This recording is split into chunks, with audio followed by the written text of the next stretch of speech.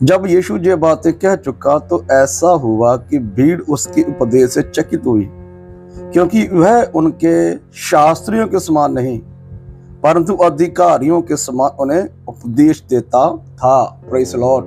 पवित्र कलाम में यीशु मसीह जब उपदेश दे चुका, भीड़ उसके उपदेश से, उसकी शिक्षा से चकित हुई। क्यों?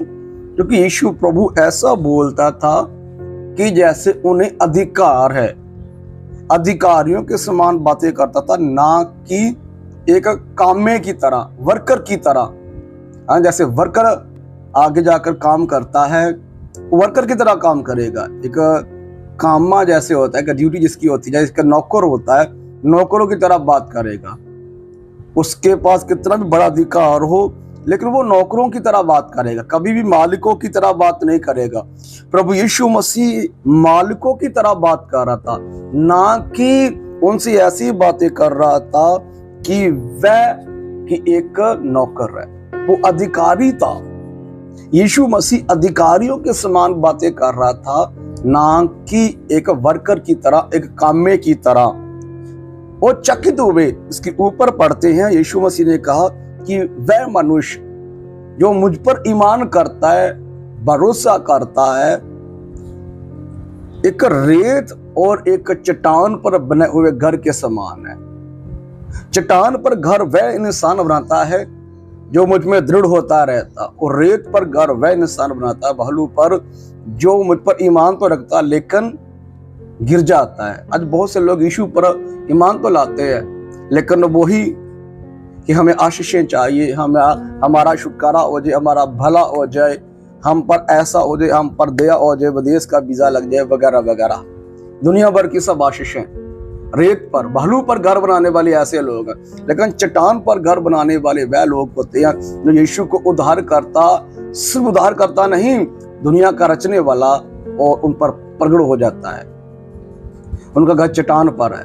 वो ऊपर बोलता है, जब उसका 24 वचन से हम शुरू करते हैं, तो जहां पर कहते हैं, उनसे ये जब कह रहा था कि एक इंसान चट्टान पर घर बनाता और एक इंसान रेत पर घर बनाता है, और रेत पर जब घर बनाता है इंसान नष्ट हो जाता है।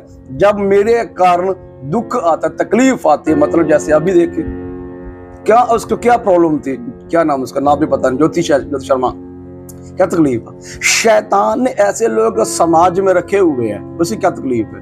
अच्छा जी, पंजाब में भी ऐसे लोग हैं।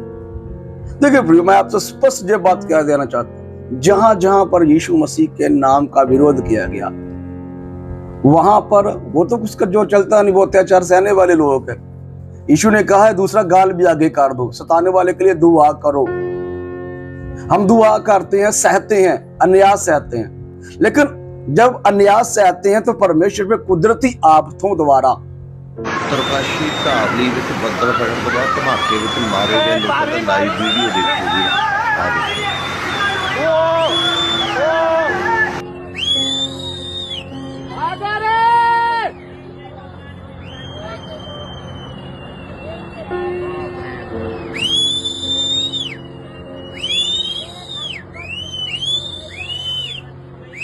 उनको अपना आप प्रकट करता है। आज कितने सारी कुदरती आफतें होती है। हमारा पंजाब एक बहुत दानी पंजाब है। हमारा जो पंजाब है बहुत ही एक, जहां पर बहुत दान पुण्य होते हैं, लेकिन इन दोनों में पंजाब में बहुत कृष्ण लोगों के ऊपर अत्याचार, इसलिए पंजाब में वो महामारियां, वो अत्याचार, वो सब कामों घटना देखने को मिल रही है, हो रही है, जो हमारे देश में पंजाब में जब से शुरू हुआ पंजाब हमने कभी नहीं सुना, हमारे पुरखों के द्वारा कभी नहीं सुना, हमारे बुजुर्गों के द्वारा कभी नहीं सुना, लेकिन इन दिनों में वो घटनाएं हो रही है। कारण यीशु के नाम को विरोध किया जा रहा है, उसके संतों पर, उसके लोगों पर अत्याचार किया जा रहा है। जब अत्याचार करती है तो वो सहती है, बर्दाश्त करते हैं, सुन लेते, दूसरे कान से निकाल देते हैं और आगे दूसरा गाल कर देते हैं और प्रार्थना करते हैं, तो स्वर्ग का परमेश्वर कुदरती आपत्ति लाता है। तो कुदरती आपत्तियों का किसका जोर चलेगा? तो मैं ये कहना चाहता हूँ, शैतान ने लोग रखे हुए, कुछ जातियों में रखे हुए, कुछ धर्मों में रखे हुए हैं, और कुछ मजमों में रखे हुए हैं, कुछ स्कूलों में, कॉलेजों में रखे हुए हैं, कुछ औरतें हैं, कुछ ऐसे लोग हैं जो बड़े। मैं ये बात कहना चाहता हूँ कि शैतान ने लोग रखे हुए हैं और प्रभु यीशु का नाम विरोध करने के लिए। इसलिए आप सोशल मीडिया फोड़ ले, बादल फट गया, पूरे का पूरा शहर खत्म हो गया। और ऐसे घर जैसे भी खुद उखाड़ रहा है, जैसे पिक्चर में ऐसे लकड़ी का घर बनाकर उखाड़ते हैं। मैं देखकर हैरान हो गया। मुझे कहना चाहता हूँ कि जब प्रभु यीशु मसीह प्रचार कर रहा था, अधिकार के साथ प्रचार कर रहा था, वो अधिकार है उसे। यहाँ पर मैं आपसे बताना चाहता हूँ, वो अधिकारी परमेश्वर है। एक और कलम आपके सम्मुख रखना चाहता हूँ, मत्ती किताब 9 अध्याय 3 वचन।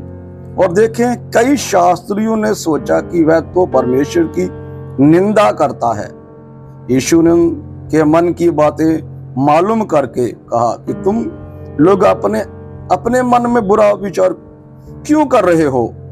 सहज क्या है, ये कहना कि तेरे पाप क्षमा हुए, या ये कहना कि उठ अप और चल फिर। 6 वचन। परंतु इसलिए कि तुम जान लो कि मनुष्य के पुत्र को पृथ्वी पर पाप क्षमा करने का अधिकार है। उसे ने झोले के मरे हुए से उठ, अपनी खाट उठा और अपने घर चला जा। वह उठकर अपने घर चला गया। 8 वचन। लोग जे देखकर डर गए और परमेश्वर की महिमा करने लगे, इसने मनुष्य को ऐसा अधिकार दिया है। 8 वचन स्पष्ट कहता है, लोग जे देखकर डर गए और परमेश्वर की महिमा करने लगे, किसने मनुष्य को ऐसा अधिकार दिया है। यहां पर एक मनुष्य है और वो अधरंग का मारा हुआ, लकवे का मारा हुआ है, जहां पर लगा झोले का मारा हुआ है, उसे अधरंग हुआ है, अधरंग का मारा हुआ है। और मनुष्य उसे उठाकर यीशु के पास लाते हैं। यीशु कहता है, बेटा तेरे पाप क्षमा हुए।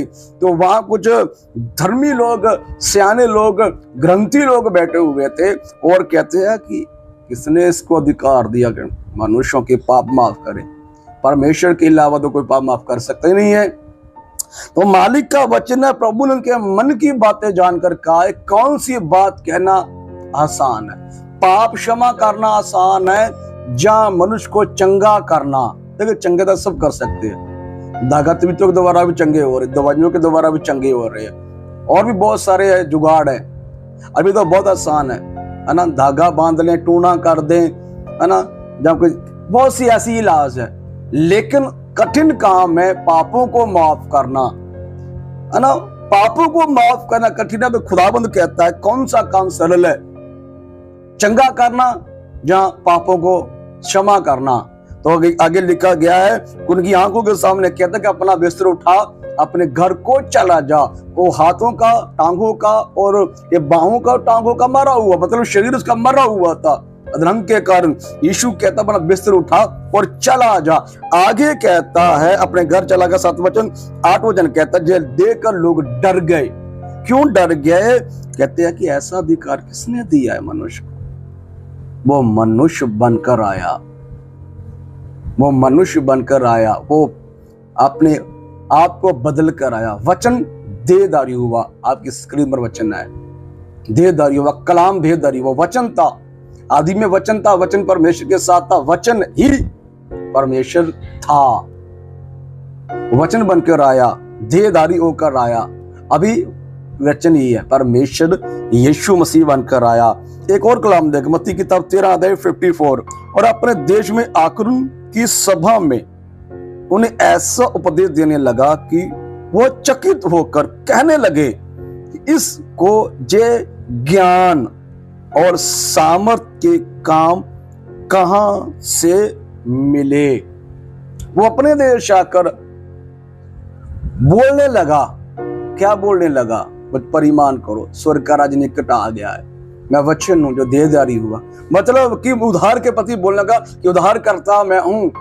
तो लिखा गया, जब वो ज्ञान की बातें कर रहा था तो वो कह रहे हैं कि इसको कहां से जो ज्ञान मिल गया? तो पढ़ा लिखा नहीं, गरीब परिवार, क्योंकि यीशु मसीह गरीब परिवार में पैदा हुआ ना। तो कहते हैं कि इसे कहां जो सामर्थ्य मिली, कहां से जो ज्ञान मिला? वो ज्ञानी था। लिखा कि वो ज्ञानियों का ज्ञानी है, सर्वज्ञानी है, और सामर्थ्य है, और महासामर्थ्य है। और कहां से सामर्थ्य मिली, कहां किसकी भक्ति की, किसने आराधना की, किसने पूजा की, कितनी सामर्थ्य मिल गई। एक और वचन हम देख, मत्ती किताब 8 अध्याय 23 वचन से आगे तक। जब वह नाव पर चढ़ा तो उसके चेले उसके पीछे हो लिए। और देखो झील में एक ऐसा बड़ा तूफान उठा कि नाव लहरों से ढकने लगी और वह सो रहा था।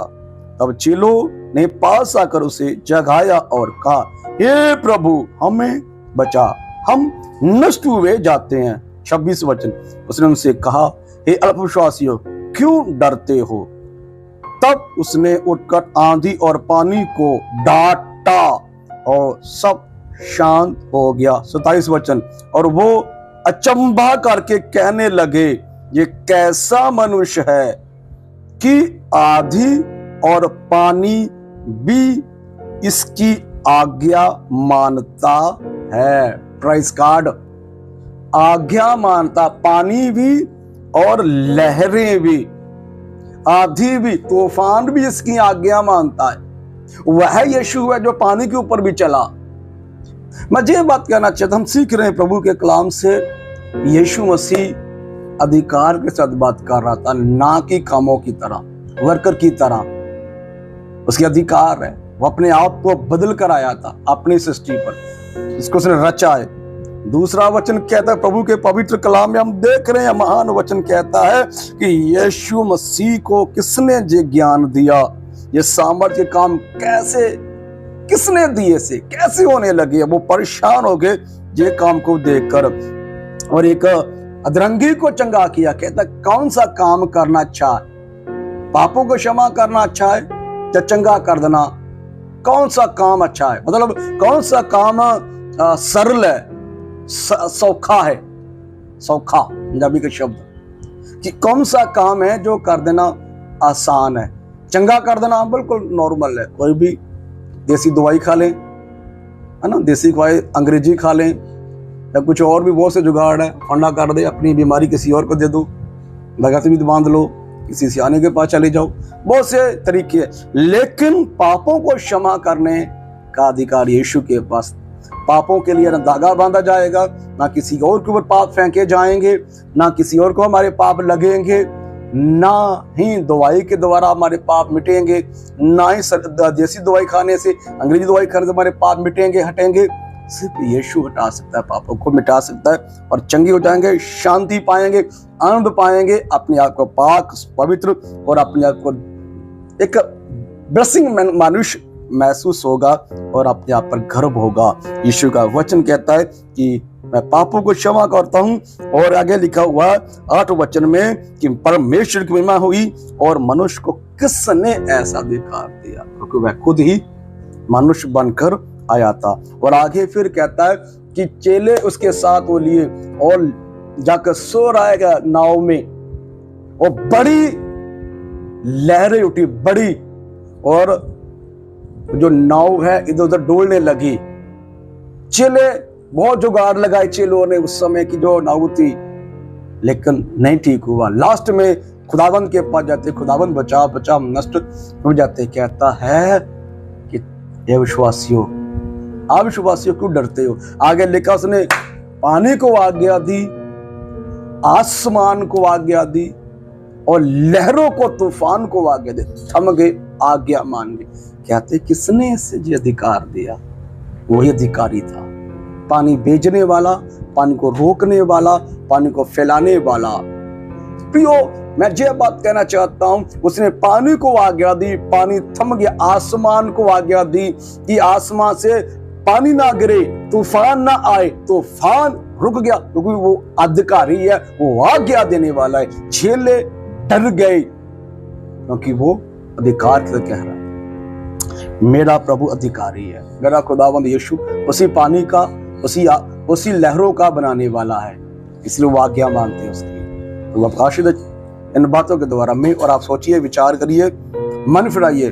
जिन लोगों को जो काम करते हैं करने दीजिए, बुरा काम नहीं कर रहे, भला ही कर रहे हैं, किसी का उजाड़ तो नहीं रहे, सुवार रहे हैं, भला ही कर रहे हैं, तो प्रकाब्र काम ना कीजिए, प्रभु की महिमा देखिए, नहीं तो प्रभु परमेश्वर पिता फिर अपना काम करना आरंभ करता है। वो चाहता है मनुष्यों का भला हो, लेकिन शैतान ने लोग छोड़े हुए हैं कि भला नहीं करना, नहीं देना किसी का। कहते धर्म परिवर्तन करने वाले पैसा देकर करते, घर बना कर देते हैं, राशन लगा देते हैं, चंगा करके तो पीछे लगा देते हैं वगैरह वगैरह। हम मोक्ष के पास ले जाते हैं, उधार के पास ले जाते हैं। जो ईमान कर लेता है, भरोसा करे तो प्रभु पर, यीशु के पीछे लेता है। नहीं तो हम तो भला करते करते हैं, कोई आए ना खुदावंत के पास, हमें आज्ञा खुदावंत की भला करो। यदि तुम्हें भला करने की शक्ति है तो भला करो। हम जिसमें भला करने की शक्ति होती है वो भला कर देते हैं। प्रभु के कलाम के आधार लोग उसको गलत रहते, कहते ना भला करना ना करने देना, बस अत्याचार करना है ना, हमें अत्याचार करना है।